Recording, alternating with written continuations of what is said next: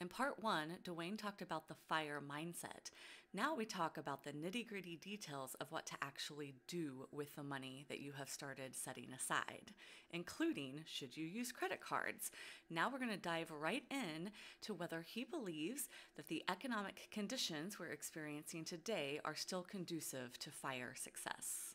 How have the multiple economic crises affected those who believe in this model? And basically in today's economy, do you still think that this is an option? Absolutely, absolutely, without a doubt.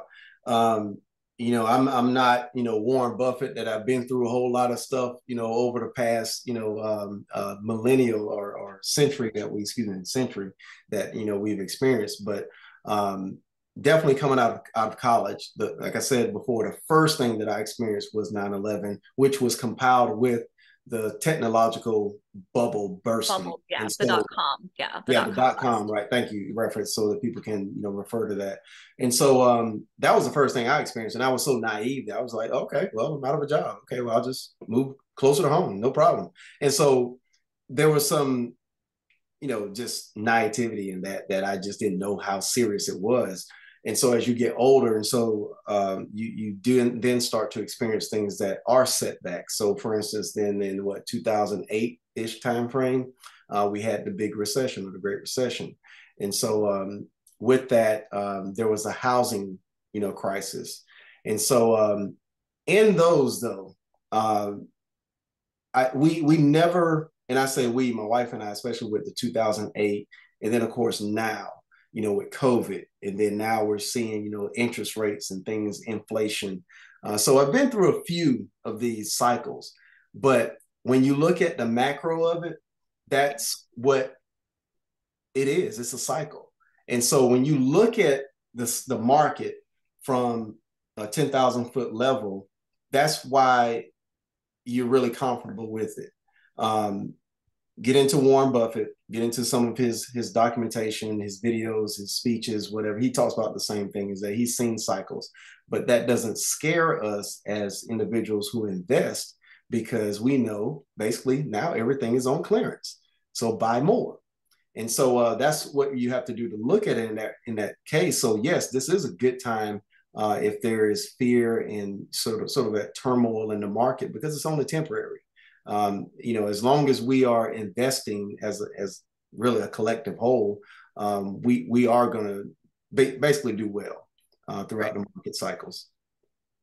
It is one of the beauties of getting older is that longer term, being able to have that longer term perspective, like you said, to those cycles. So I'm not quite yet to Warren Buffett's age. Feels like I'm Right. fast approaching. But so people right now are really bemoaning the interest rates Mm-hmm. for things like mortgages.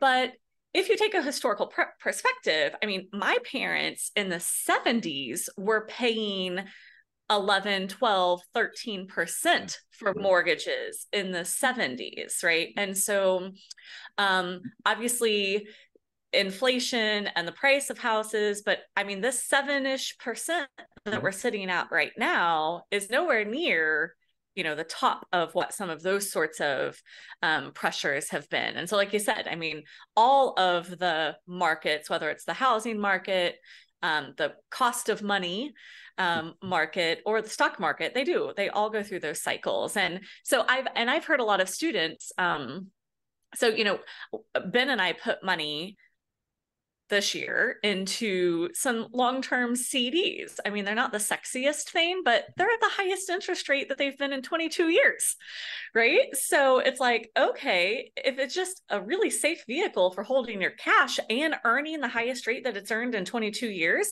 but if you haven't been preparing to take advantage of that opportunity, if we didn't have a little, if we didn't have a pot sitting there to take advantage of that, then that 22, the best in 22 years would go right by us, right? Without having the opportunity to take advantage of it. So I think that really speaks to what you said about being disciplined. Like if you're not putting it away, then you can't take advantage of the stock market when it goes on clearance. You can't take advantage of, a 1.99% mortgage rate. You Yeah. can't take advantage of the highest interest rate on CDs in 22 years if you aren't sitting on, and it doesn't have to be a lot, if you're just Right. sitting on something ready to turn it into something more. Absolutely. Yeah, and definitely before we move on there, I mean, the other addition to that perspective also to add to it is that not only should you always be ready, but because of the nature of our frugality or just the nature of being consistent and disciplined, it really, we just bought a house. I mean, in this quote unquote higher interest rate. Uh, we decided to buy a house. I mean, it was prime opportunity for our larger scope of things. But at the end of the day, if you're already doing a lot of the good work and the nature of discipline as far as your budget, it, it's just a new level of expense. You know, it's just like when gas prices go up. I mean, if you know, I hate to sound a little callous to it, but that's how I've kind of developed with money is that it's just a change. It's a new baseline. And so when you get to a new baseline, if you've already have a comfort in your budget as far as cushion, then new baselines don't hurt. Yeah, that is a great perspective. Okay, so with that, let's actually go ahead. One more question. I get this one a lot from students because he's popular and opinionated. Do you agree with Dave Ramsey's I saw that. ideas regarding debt, assets, spending, credit cards, all of those things? Like I said, students have heard a lot about and from Dave Ramsey. And so how does his ideology on money kind of fit into yours personally and kind of the larger FIRE movement? And I'll be straightforward with everybody to ask me those type questions because I used to run a small program also that allowed that type of learning as far as just things in the community, et cetera. And one of the topics that we hit on and stuck on was financial independence. And a question came up similar to that as far as well, I've been hearing about Dave Ramsey, et cetera, et cetera. And I'll just be honest, I mean, I don't follow Dave Ramsey or subscribe to a lot of the Dave Ramsey isms, if you will. But some of it is just consistent across the board, no matter who you follow. So when it comes to like debt, one of the things that I think he does talk about that I just knew prior to even knowing about more so Dave Ramsey was just that waterfall method of just paying on, maybe the high interest card first and then using that once it's paid off to combine what you already were paying to the second card, et cetera, and just keep combining that until it's all, dissolved, paid off. And so there are some ideals and nuggets that I, use from individuals, but I don't follow, particular individuals, even the people that, you'll see from this speak that I put as far as some of the authors that I get into, but it's really for just the nuggets. And once I have a nugget, I try to find somebody else with another nugget because I never like to be just tunnel vision with regards to one person giving me all the advice. Yeah, that's a great idea. Credit cards. Let's go ahead Okay. and touch on that. Students have lots of questions Good. about credit cards generally, especially because it is often an important piece of credit building. Yeah. Right. And it can be difficult if you don't have other avenues for credit building. Credit cards can be a kind of fast and easy way to do that. So share with us your perspective on credit cards. Man, credit cards are dangerous. They are dangerous now, but they are necessary. And so it's like, put it like this. It's like handing the keys to my 13-year-old who's not ready, who hasn't been trained, hasn't gone through abundance of classes. And I'm saying, go drive my car, my nice little vehicle, and go to the mall. Not going to be good. And so Right. that's credit cards. I mean, credit cards are necessary to get from point A to point B in your investment or even, financial maturity. But if you get into credit cards and don't know what you're doing, it's a Friday night with teenagers drinking. It's a bad narrative. Yeah. They'll eat your lunch for sure. Yeah, And so yeah. how can they go about developing the discipline to be able to use credit cards effectively? And kind of what's the goal? What should the goal for credit card usage be? Gotcha. All right. So one thing that I'm, even talking to, we have a 16-year-old as well. And one of the things I talk to them both about is, just finances and money. So this is not a taboo subject. And one thing we do talk about is credit cards. And so credit cards, as far as the goal, let's just start there and then we'll talk about strategy, right?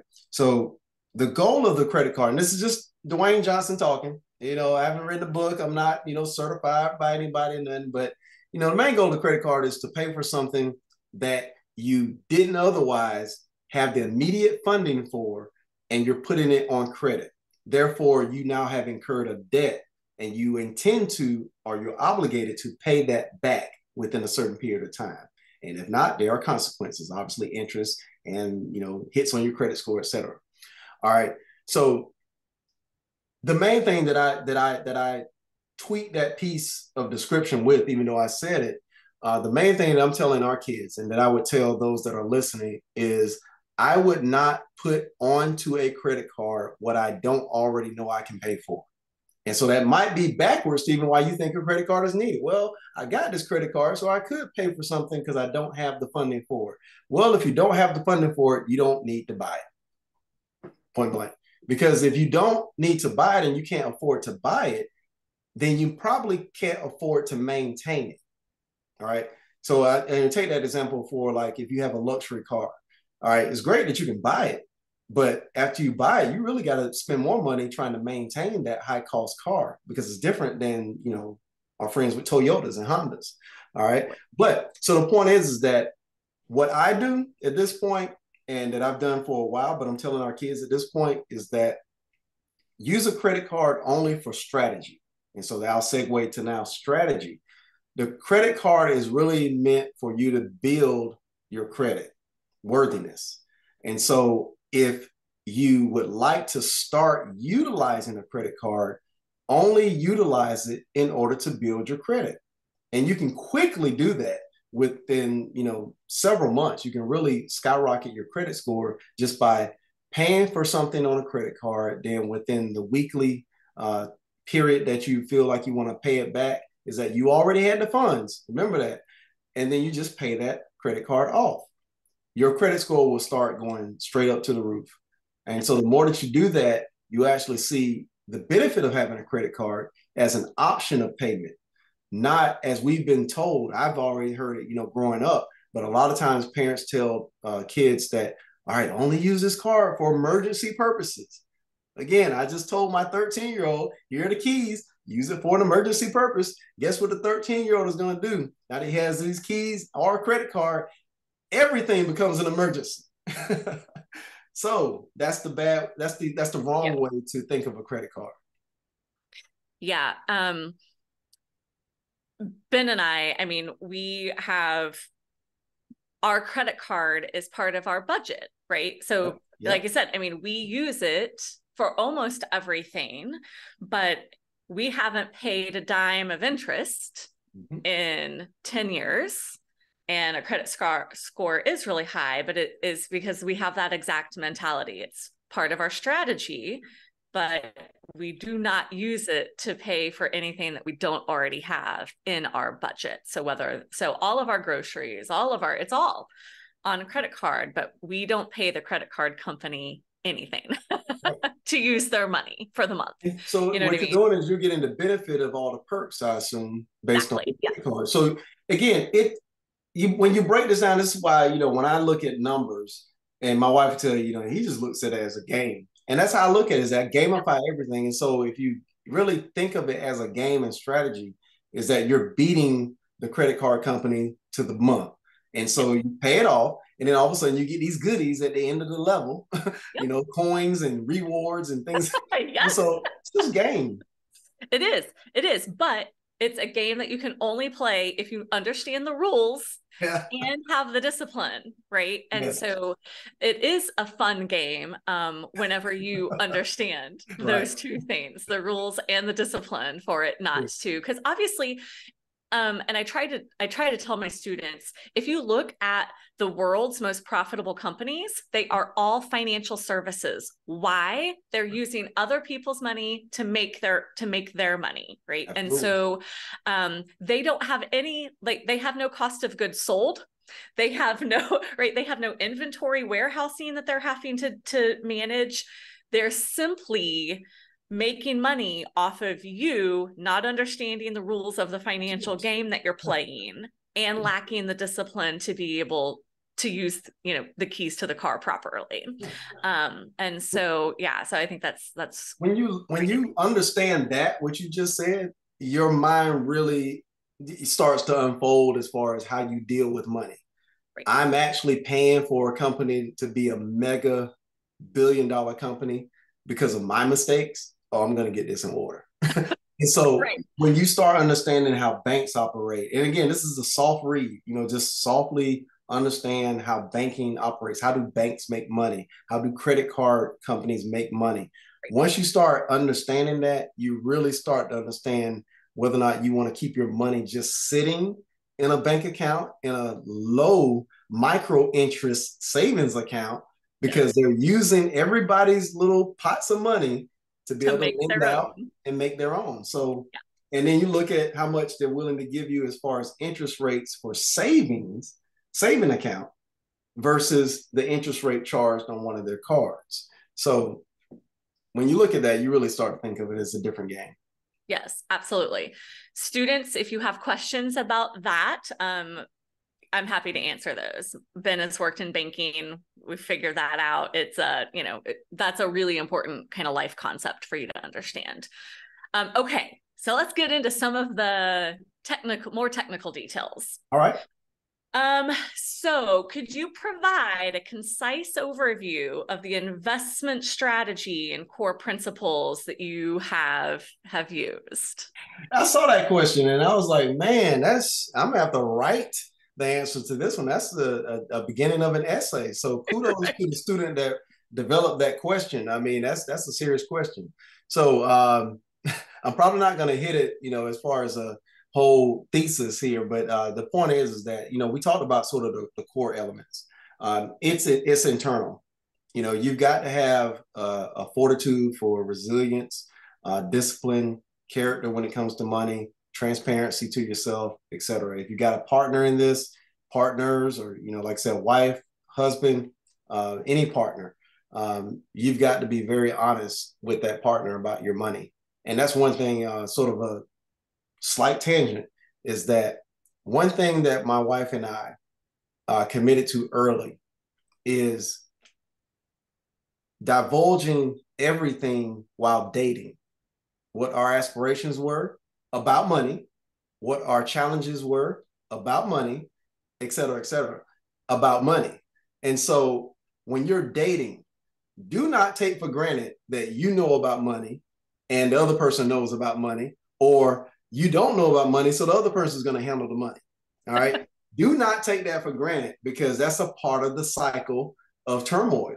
Yes. If you come into the marriage and are beginning the dating cycle, and you're seeing that there is an imbalance in that, are you all able to handle that imbalance to make it balanced?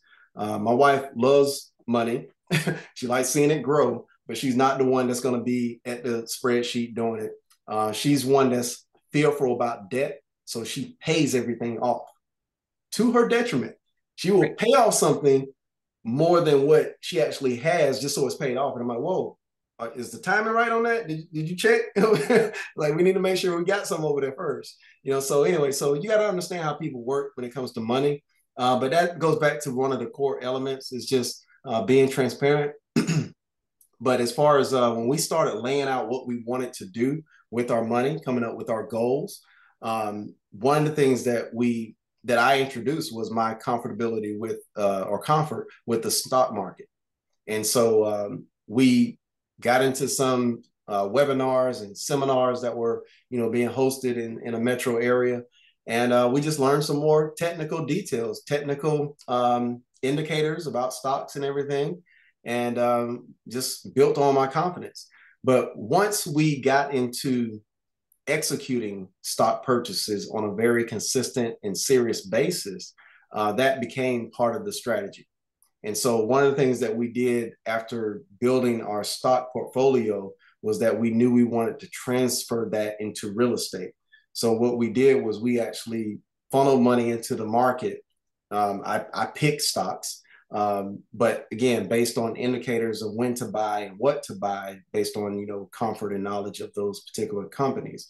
But, and I'm not talking, you guys, you know, something that's, oh, you picked Yahoo when it was first developed, or Apple when it was, you know, a brainchild by Steve Jobs. No, I'm just saying that, you know, you can pick something that exists right now, but if you buy it at the right when at a better moment than another cycle, you can actually still make good money over a mid-term period.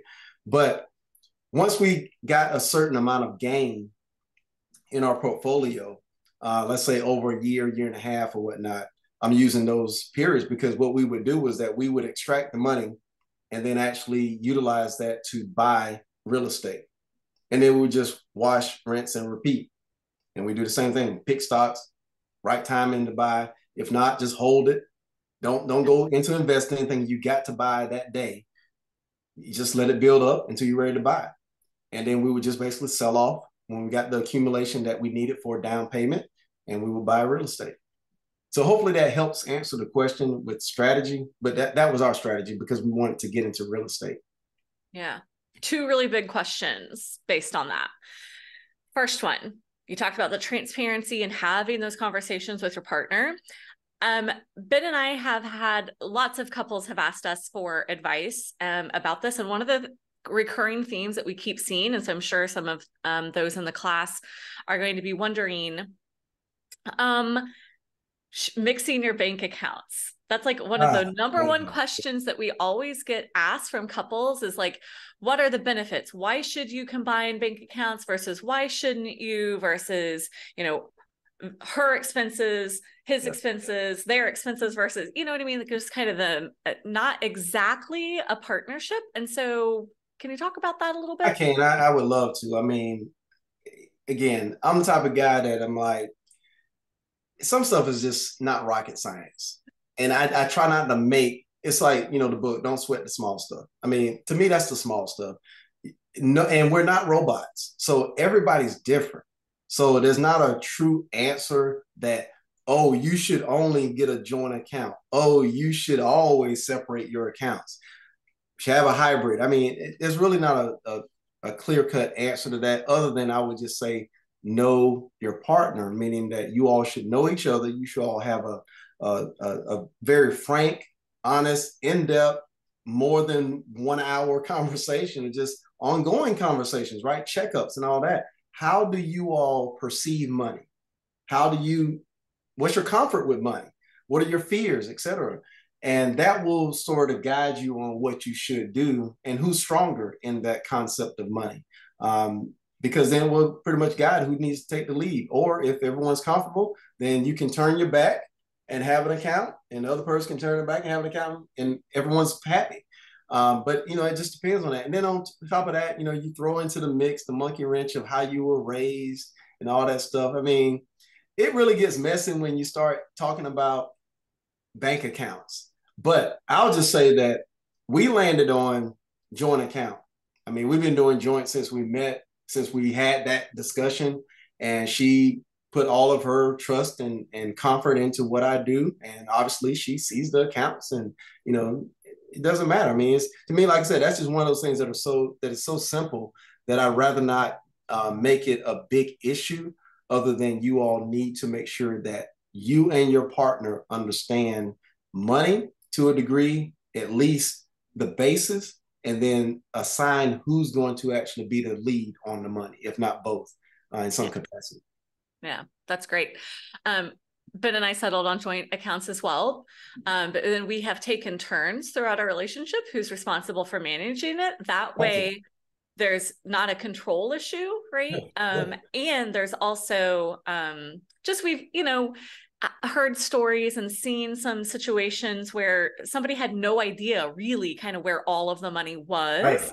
Not that anything nefarious was happening. They just didn't really even know. And then something happened and the person, for whatever reason, was incapacitated in being able to take care of it. And they literally had no idea how to pay what bills or what. So I wouldn't ever want anybody in a relationship for it to ever be used as a control thing. And I'm not saying in any way that is what you're suggesting, but somebody taking the lead. So if you can find it, I think ultimately you should work to become more comfortable on it. So take turns, right? And work at it together. If one of the partnership is stronger than the other one, take the time to actually sit down and say, show me what you do, right? Show me how you work this spreadsheet, or can you show me where all of the accounts are and what I need to do in case something were to happen and I would need to be the one doing it, right? So that's a strategy that we've used. Like every 6 months. 6 months of the year, it's my responsibility. 6 months of the year, it's his responsibility. That way we're both very well aware of what the financial situation is. I think that's a very good way of looking at it, and good strategy to use as far as, like I say, the alternative approach there. And definitely in no way am I saying definitely someone take the lead and you don't know anything. But we do sort of a similar check-in, but obviously it's not an alternative approach to it, or alternating approach, I should say. But yeah, it's one of those things where, obviously because we're in business together, we both own our company. She does more of the actual vendor relationships and paying out. So she has to be aware of what's going on in the business, therefore our account structures. And so it goes back to what you're saying, is that no matter who is quote unquote taking the lead, both parties always need to know where the money is, what has happened, what has transpired, how are we going to handle this, what's our strategy for tax season. All this has to be talked about no matter if someone is taking the lead. Yeah, absolutely. Okay, the second big thing that came out of it is, okay, you mentioned that you actually picked stocks. And so what is your temperature towards, index funds and ETFs versus actual stock picking? And, what do you recommend for somebody who's, they are brand new to this? Yep. Talk a little bit about that. Yep. So I'll start with my background. Obviously, I'd said before, high school, we played the stock market game. So we literally picked stocks. And so 90s, Nike happened to be doing well. I guess we were the only team that really went all in on Nike and some other stocks. So we won the stock market game in high school. Thank you to Nike. But, so that was my comfort of picking stocks. And then once we got older, as far as, like I say, after college and meeting my wife, so before we started going to seminars and things of that nature to firm up what we think we know. And so it's still got building that base of research and understanding of why you pick a stock a certain way. You just don't go out there and think you're comfortable with picking stocks. One thing that I do tell individuals or groups, you can look this up with Warren Buffett, and I think it was him, but matter of fact, regardless of Warren Buffett, there is an old adage of an example that was provided when someone told a group of stock pickers to go pick stocks. And then they basically put monkeys, chimpanzees in a room to throw darts at a board that had stock ticker symbols. And those would be the stocks that they would actually purchase. 50% of the time, the stock pickers won, who knew what they were doing. And 50% of the time, the chimpanzees won. Yeah.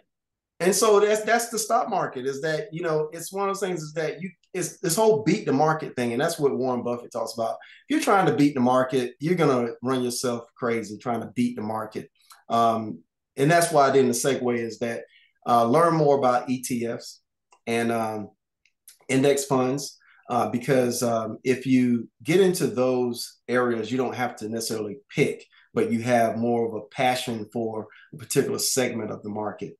And that gives me an opportunity to reference Tony Robbins with his book there. But I whatever reason, I got into Tony Robbins, I think because when I was doing more meditation before we moved, I got into this whole meditative type of inspirational speakers journey. And I came across Tony Robbins.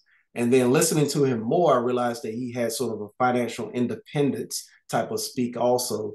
So one of the things that I really got more accustomed to was his talk about index funds.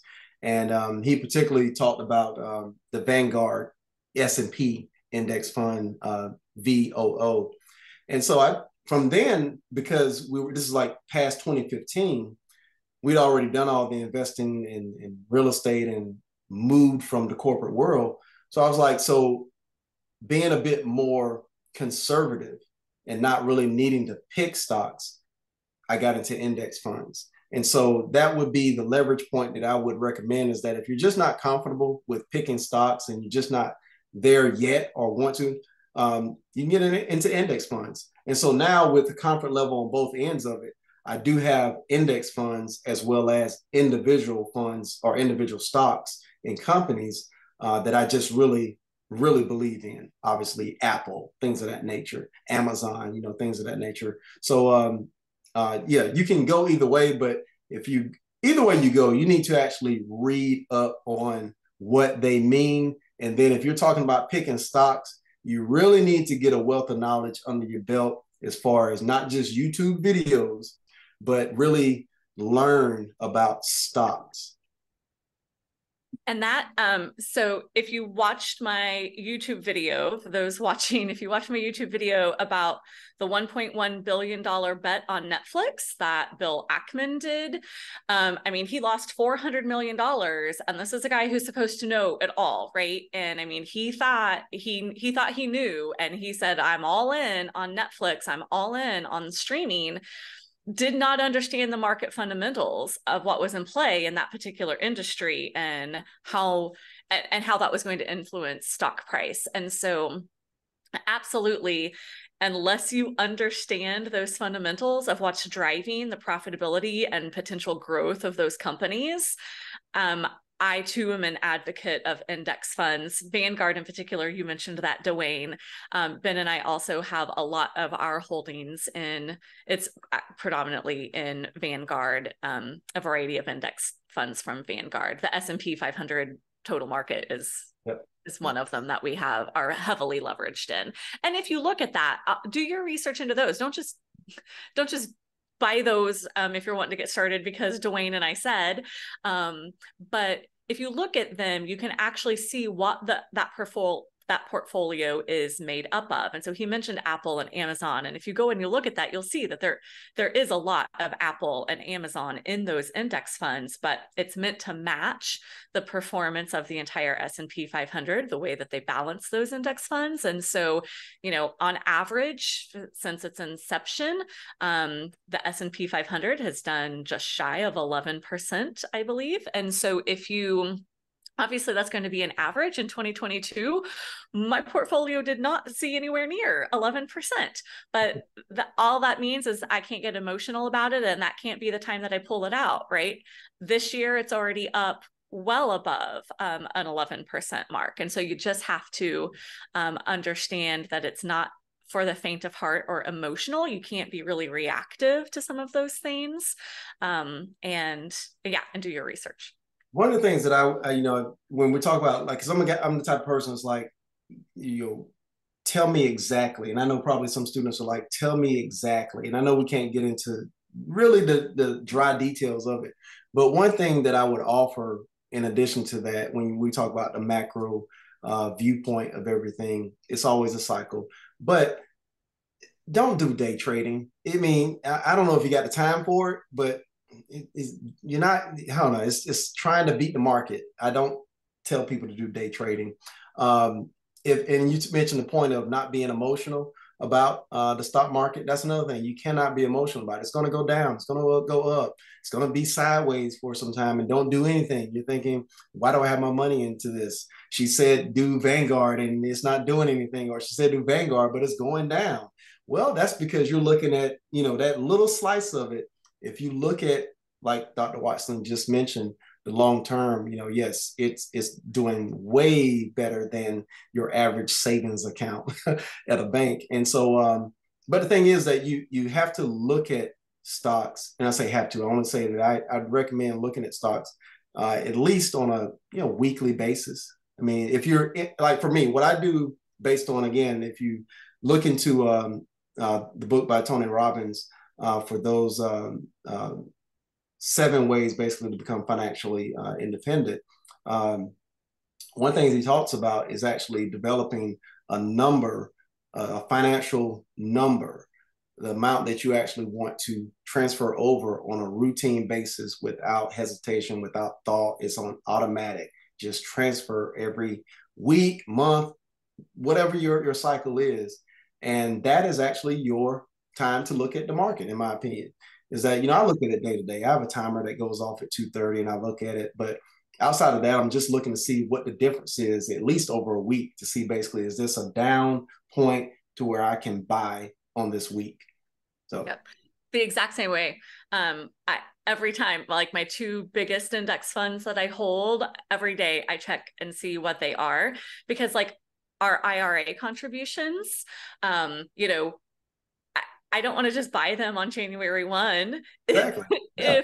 If, throughout the year, I'm trying to like, okay, so after, a Q2 or Q3 earnings reports that either Right. are not, or after a Fed meeting, right? And so it's like, oh, well, they're raising interest rates again, or whatever. Like if you're aware enough of what the drivers of the stock Exactly. market are, then you can follow those news cycles that have a tendency to impact the stock price. And then you can buy, and we're not talking a 30% drop like we saw right as COVID was happening. But hey, if there's a 7% drop, hey, I'll take 7%. Like I said, compared to there being what you're earning, the 0.01% in your savings account, I'll take 7% all day. Exactly.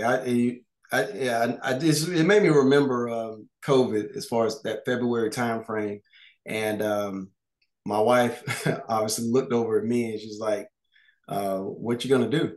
And I said, "I'm going to wait because it's gonna hit a bottom at some point." And Yep. so I just pushed pause on the weekly automated stock purchase. So I just pushed pause and pretty much waited to my comfort of timing to where I figured, yeah, we pretty much hit a bottom. Yep. And then I put everything that was actually accumulating every week Yep. into it. And so, like Dr. Watson is saying, you can do that on a week to week basis where, I think I was trying to pull it up, but, last week or last couple of weeks where Apple had gone down, I think it was like 7 or 5 for one of those larger numbers in percentage. But, you can take advantage of that drop because, again, you've done the research on the company, but you're seeing drivers, like you said, it could be a revenue miss, if you will. Once that driver has executed, now you know what to do after that. Yes, absolutely. You can also, once you get a little bit more into it and you're more comfortable with it, because I am busy because I haven't been able to retire yet. But I will set my purchase price, and so in Vanguard, and so it's like I think that this would be a good price, and if the stock market drops to that, or that particular index fund drops to that price, it will automatically issue a buy order. And so I kind of do my math and I'll set it for 30 or 60 days. I think at this price, I think some of these news announcements that may come out, this is a price that I'd be really happy to purchase this stock at. And I set it and forget it. And either it hits it or it doesn't. And then I go in and I redo it. Right. That's right. No emotion. No emotion. Great. Actually, I will say there was some emotion. It of hit course. last year whenever it hit, and my buy order was executed, and it was low. It was kind of I thought it was an aggressively low buy order, and it executed. I was like, yes. I was like, Yeah, those are the I good just got a emotions. great deal. That's right. That's the Deal way on you that look at it. stock. When stock goes down, what's the great deal that you can get? Right. But I do want to say you have to watch that YouTube video about the $1.1 billion bet, because you don't want to make a stupid bet. You got to understand. You got to know what it is that you're buying. Speaking of knowing what you're buying, let's talk real estate in part 3. So stay tuned. I know lots of you have questions about how to get into real estate investing and what you should look for and what your options are. And we will talk about that with DeWayne next.